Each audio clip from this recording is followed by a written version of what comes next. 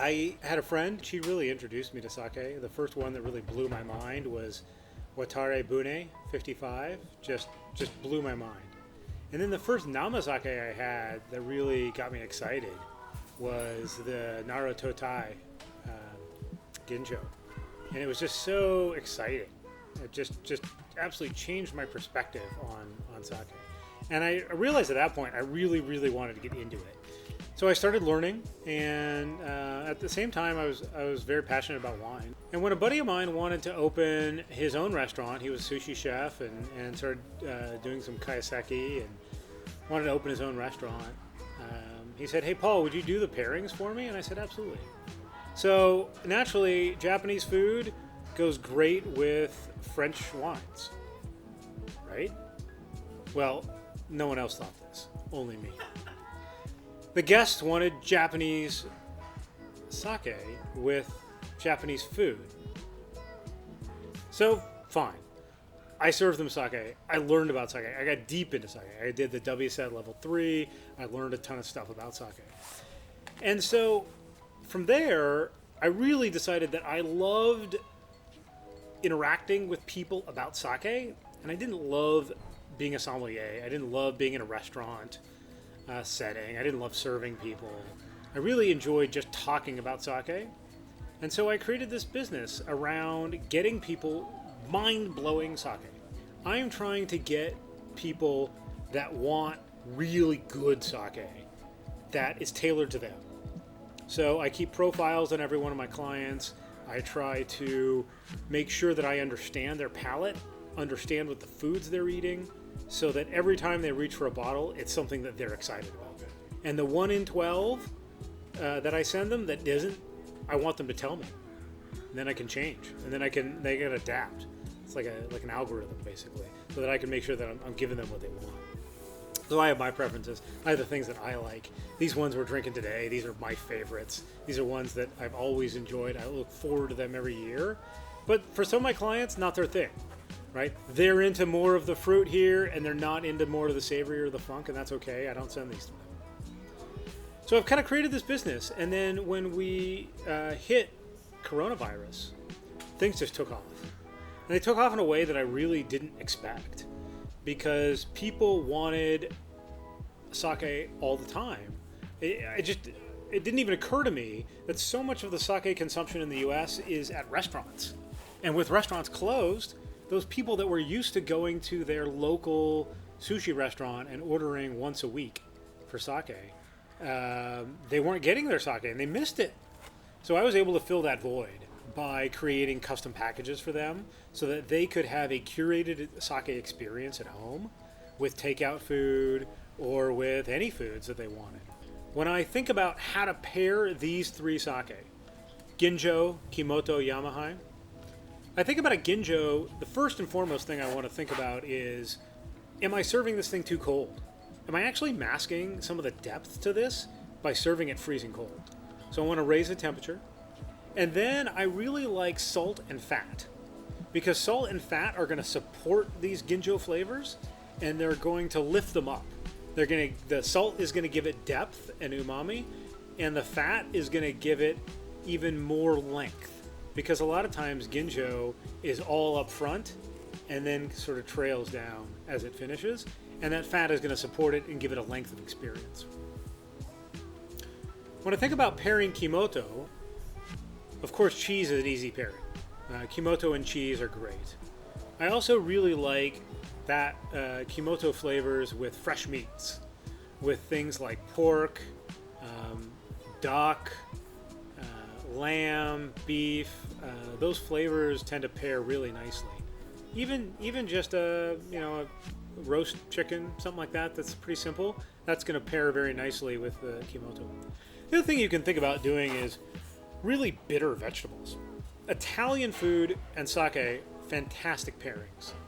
Radicchio, kales, bitter vegetables that really destroy wines are fantastic with sake. So I encourage you to try that. And then with this Yamahai, again, temperature plays an important role. I would say anytime you try a Yamahai, I would try it at room temperature or even warmer. And then from there, try pairing it with cured meats and cured cheeses. Charcuterie, duck, aged cheeses, all those things are really going to bring out the fun flavors of the Yamahai and actually probably improve your food too.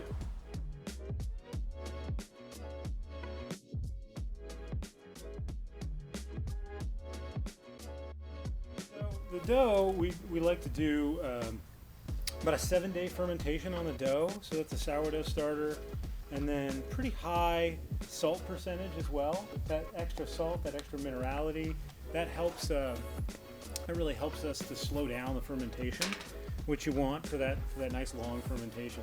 Just like in sake, we're looking for a longer, slower fermentation.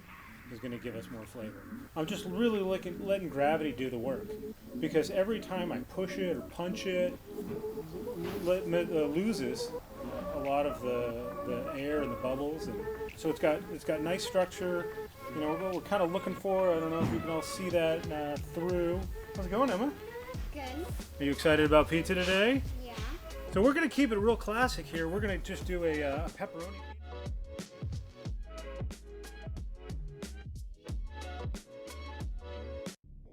Got some Molinari pepperonis here. Emma, do you want to model one of those? If you got more than 3 or 4 toppings, you've kind of gone overboard.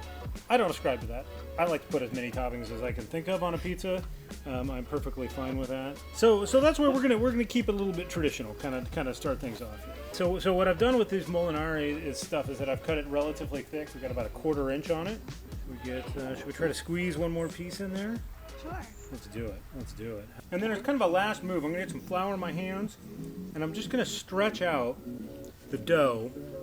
And a couple things I'm doing there. One of them is I'm just giving it a little bit more size and giving it air underneath. And those air, that's your ball bearings. And then we're going to give it a little bit more air, and that kind of makes sure that it's in motion. Yep, pizza's in motion. With these Ooni ovens, they originally just had only a single burner on the back, and you couldn't really see the back of your pizza. And so the danger was that your pizza would burn on the back before you could really have a chance to get it going. And so we coached them a little bit, and they put in this burner here on the side, and that means we're going to need less rotations and a little bit more even cooking.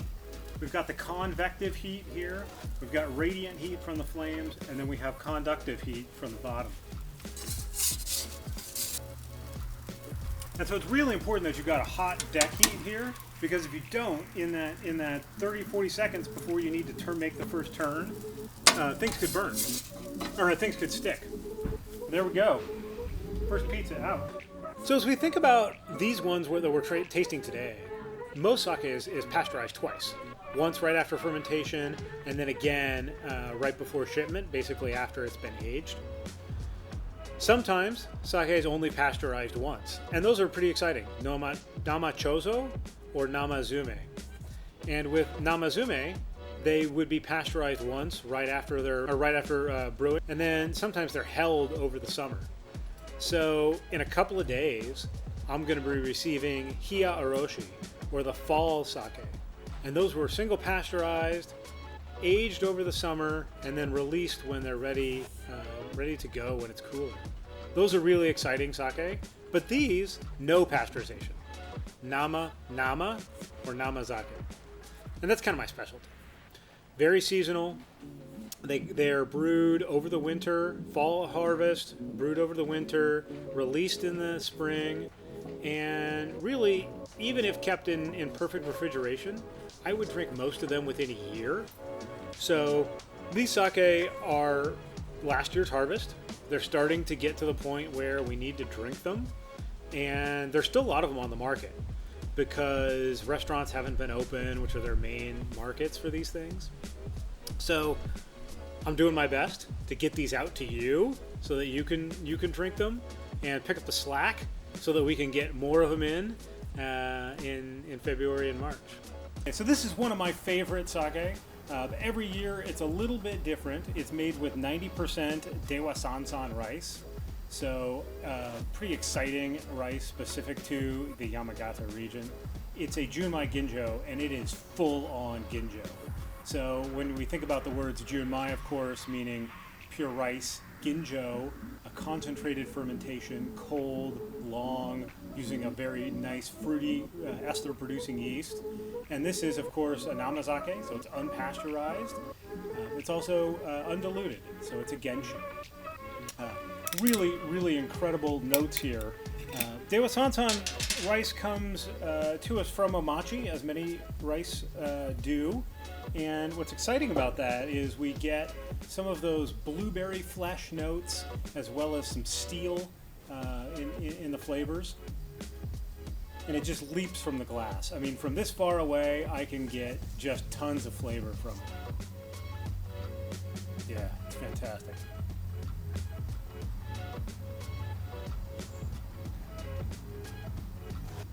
There's just tons of Crenshaw melons and some bitterness on the finish. A little bit of just astringency.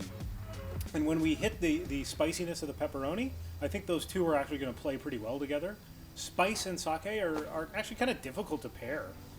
A lot of times spice will increase the presence of the alcohol and will make for a difficult pairing. But here, because this is a namazake, it's got really thick texture, and I feel like the pairing can work. Of course, we've also got all of the salt that the pizza has, and that will create some really nice boost of umami with the sake. It does. It kind of has that like warm melon, almost like a full melon though. Like it kind of, because you really do get almost like the rind bitterness. I want to ask you, started on it before over there, but why exactly this sake with the pepperoni? These sake are incredibly versatile. Yeah. Right? I mean, pepperoni pizza, everybody orders pepperoni pizzas, right? You know, pepperoni pizza is just like common pizza. Yeah. And so I want to show that a really nice pepperoni pizza is going to actually pair well with this. Because of the salt in this pizza, because of the acid in this pizza, you're actually going to improve the sake. And that's one of the things about pairings, is that a lot of times pairings are just two things that go well together. That's what wine pairings are. It's like red wine and steak. Well, you can eat them together. Doesn't mean they're good together. They're just, you can't. Oh yeah, I get it. Yeah. The sake wasn't overwhelmed by the spiciness of the pepperoni. Yeah. I didn't lose it. And then the cheese and the dough kind of coat your mouth, but again, I'm not losing any of the mouthfeel in the sake. Yeah. They kind of like work together to like kind of coat everything. It's really good. This sake is bonkers. So Rumiko's been making this for 16 years now. And I really felt like last year's was the best she'd ever made. So I'm really excited to share this year's version. She put out a challenge to the local breweries and said, what if we all tried to do 90% polish sake? So only 10% of the rice has been polished away. And she said, you know what? I'm going to one-up that and make it a kimoto. So this is a living starter where the lactic acid has been naturally produced as the first step of the brewing process. Super exciting. And so to pair this, I'm going to bring a pizza that's got some funk to it. And we're going to go with some nice mozzarella.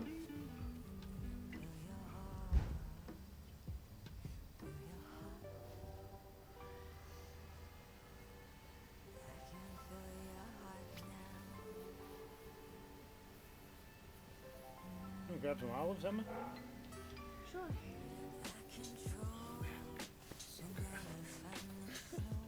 And then we've got an Italian sausage here. I just a little ground pork, and then I added some Italian seasonings to it.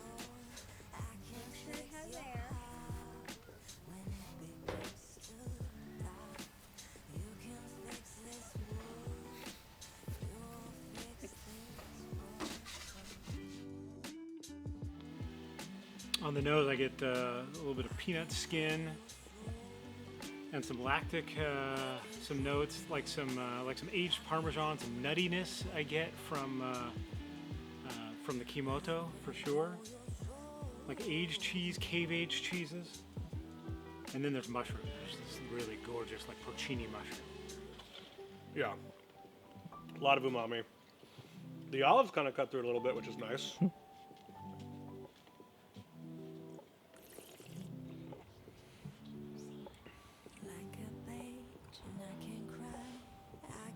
It kind of mellows out the acidity a little bit. Okay. But I am starting to get more of a mushroom flavor. after eating it with the sausage and the pesto. And so that's the salt. That's the salt in the pizza, kind of bringing out those mushroom characteristics, those more savory characteristics, binding with all the crazy acids that are in the sake. You can keep these open. This Kimoto will probably be good for a week or two. Yeah. So I would have a glass of it every night for a week or two. You don't want to drink it like a red wine or something. Have this with a pizza. Have it with a burrito. Have it with a cheeseburger. Have it with fries. You want to have this with really like anything you have and see what you like, because it's going to bring out different qualities in the sake, and it's going to bring out different qualities in the foods. I don't know if improving is a difficult word for me because it's already so good, but it like expands it. That's a great way to put it. Yeah. It gives it different. It expands to how I'm enjoying it, how I'm perceiving it. These other two are geeky. This Kimoto here, this is done in an ancient style of sake from hundreds of years ago. This was the style. We developed the acidity through a lactic fermentation. That's done by creating friction through a pole ramming process that kicks off this fermentation. That develops the acidity, almost double the acidity of a standard sake. And that acidity helps control the fermentation. That prevents things off from growing during that fermentation, and also gives the sake some real depth to it. Really complex acidity that give it lots of interesting phenols, lots of different flavors, aromas. Also makes it really, really easy to pair with things. When I top pizzas and think about what to do with pizzas, the first thing I think of are just dishes that I like. You know, do I like mole? Am I in the mood for seafood? Am I in the mood for steak? And then you can kind of work it into a pizza. I really see the pizza as a canvas. It's like a taco. It's like a blank canvas, and we can just put whatever we want on top, and try to work it into the different themes we have. You know, you're looking for some acid. You're looking for umami. And a little bit of spice, and then something kind of mouth coating. And that could be cheese, that could be hummus, something just to sort of carry the flavors and also give it a little bit of moisture as well. So it doesn't necessarily need to be tomato sauce, doesn't necessarily need to be cheese. Those aren't, in my opinion, elements that have to be a part of pizza. And this pizza here is going to demonstrate that. And I don't know if you guys can see that at home there, but we've got some nice bubbles on there. Those are gonna cook up kind of nicely. So here we've got a nice little mushroom duxelle. We've got some chanterelles that I picked, and then we've got some Italian blue oyster mushrooms. And then I just cooked those down with a little bit of pork stock. You could do tomatoes or a little bit of tomato sauce in there if you wanted to, if you had like a vegan friend or something. You know, or you could use, you could just skip the stock. But I got a little pork and duck stock in there, and some shallots, and we're just that's it that we're gonna do for this. And then when it comes out, then we're gonna get a little bit more exciting.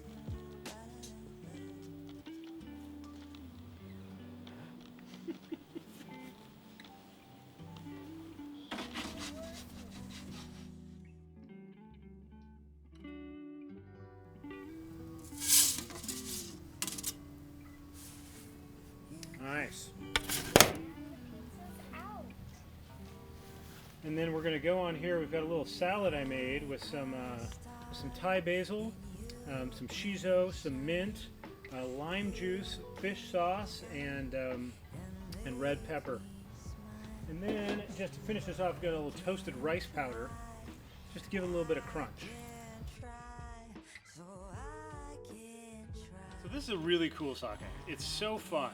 So it's a Yamahai, hot Yamahai, and what's really fun about it is that these folks are really into aging. They're really into very much understanding how heat and time play into the different flavors that you can get out of Namazake. So with this sake, we get caramelized notes, we get fresh sort of calf leather, but then we also get lots of mushroom. And underneath, hiding way underneath, there's a ginjo style sake under here that has nice fruitiness. So I feel like it has so many different things to offer. And when I try to pair this with foods, I want to look for things that are going to bring out all of those different facets of it. So with salty things, I might get more meaty, more sort of pork, charcuterie type flavors coming out of the sake. Or with more acidic things, I'm going to get different flavors that come out of it. So I could be very intentional about trying to pair this with different things, or what I would recommend is just try this with absolutely every single thing you have, that it can really give you different dimensions depending on how you use it.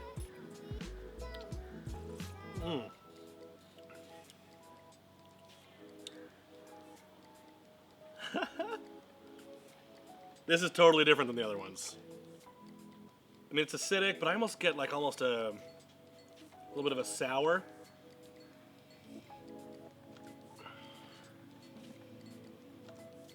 Nuttiness.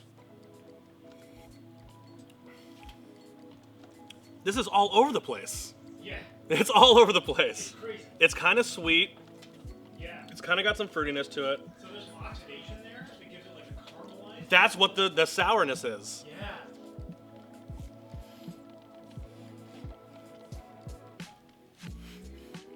Oh my god. So I feel like the sour notes are gone because of the shiso, the fish sauce, the duxelle. This actually almost brings it back to the second one. Definitely more mushroom flavors, a little bit more lactic, but definitely more mushroom flavors. Like the mushrooms are really... I wanted to say that it's just the mushrooms are popping out of here, but I think it's coming more from here. Thing is like the flavor profile on the pizza is also very wide. Yeah. You know, like we have the regular basic pepperoni pizza, and even the pesto and sausage is like not too crazy, you know. But because this was so wide and this is so wide, put them together, they, not to be cliche, but they complement each other. They're harmonious with each other. Yeah. And I can't believe that the mushroom is coming so much more from the sake right now. It's wild. Again, temperature plays an important role. I would say anytime you try a Yamahai, I would try it at room temperature or even warmer. And then from there, try pairing it with cured meats and cured cheeses. Charcuterie, duck, aged cheeses, all those things are really going to bring out the fun flavors of the Yamahai and actually probably improve your food too. You know, the longer I go without eating the pizza, the more the original taste flavors of the sake come back. Yeah. And now it makes you want more pizza. It does make me want more pizza. Yeah.